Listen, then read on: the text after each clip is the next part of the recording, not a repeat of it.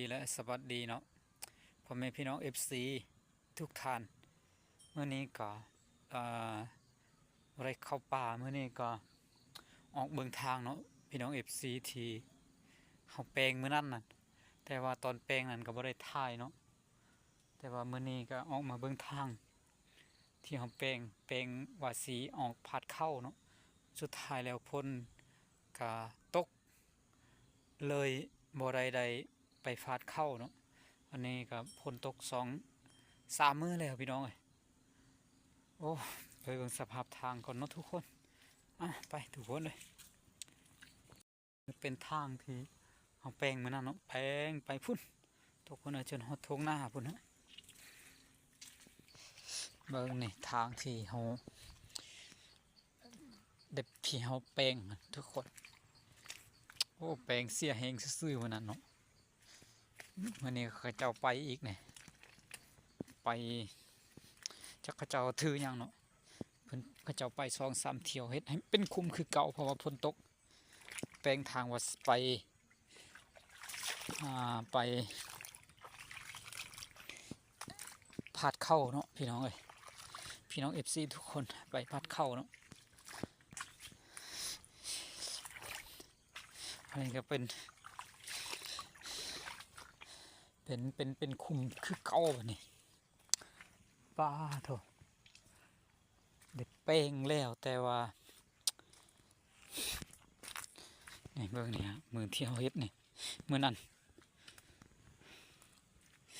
โอ้นี่คิดว่าคงอาทิตย์หนึ่งพุ่นแล้วจึงจะได้แป้งขึ้น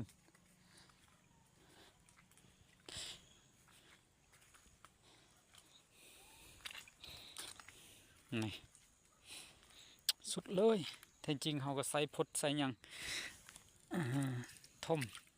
ขุดแล้วทมนี่เบิ่งตัวเฮาขุดนี่มื้อนั้นโอ้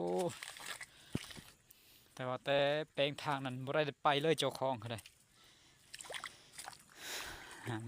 คิดว่าสิไปพาดเข้าสุดท้ายฝนตกเสียก่อนก็เลยบ่ได้ไปพาดซ้ำพี่น้องเอ้ยพี่น้อง FC เอ้ยเบิ่งนี่แถวนี้เพราะว่ามันเป็นทางแคบๆเนาะพี่น้อง FC เป็นทางแคบๆแล้วก็มันบ่มีบอนเว้นเนาะทางนี้ก็เป็นนาข้าเจ้าเนี่ยทางนี้ก็เป็นนาเป็นหัวคือเก่ามันก็เลยผมมีบอนเว้นเนาะมันก็ทางควายทางงัวเนาะเหมือนอันกับคุดมุดจู่นี่แต่ว่าเมื่อนี้ข้าเจ้าถือรถไถไปเป็นคุ้มคือเก่าแล้วก็จำเป็นถ้าเศร้าฝนตกแล้วก็สิไปขุดเติมเนาะอันนี้ก็สลามที่เขาขุดทมมานั่นโอ้พี่น้อง FC คนพดคนยังขุดดินมานั่นดินกับแข้งไปกลางคืนมานั่นโอ้หิวข้าวหิวน้ำพร้อมมานั่นสุดท้ายพอได้ไปคือเก่า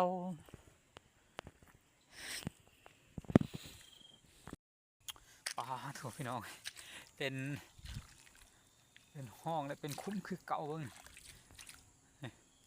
โอ้แปลงมันนั่นเสียแหงซื่อๆพี่น้องเอ้ยบ่ได้ไปซ้ำนกกระเต็นเนาะถ้าใครนกกระเต็นเนาะห้องถ้าข้าเจ้าบ่ไปเมื่อนี้ก็คงสิใครได้เนาะเพราะว่ามันเป็นคุมมันยังบ่ทันเน่นเนาะเที่ยวคุดเมื่อนั้นก็เลยรถไถไปแล้วมันมื่นเพิ่นไป2-3 เที่ยวมันมื่นก็เลยโอ้พี่น้องเอ้ยพี่น้องFC ทุกคนเบิ่งสิเป็นทางหลังให้เบิ่งอีกนี่เห็นบ่มันบ่มีบอนเว้นเลยนะมันเป็นทางแคบถูกเป็นนาของข้าเจ้าเนี่ยเนาะถ้าอยู่พุ่นนั้นพี่น้องจื้อบ่บอนที่รถไถขามื้อนั้นที่เขาน้อยไปหั่นอยู่พุ่นแห้งแคบทางสิยังไปทางใดเข้ารถไถกับบ่อยากเป็นเลยเนาะอยู่พุ่นนะพุ่นอยู่พุ่นในบ่แม่นบ่อนนี้เนาะพุ่น อยู่พุ่นไกลทงนานี้ไปพุ่นอีกนี่เบิ่งตัวเฮาขุดมื้อนั้นเด้นี่ขุดไปมื้อนั้นโอ้เฮ็ดก็ยาวเติบมื้อนั้นจนประมาณแต่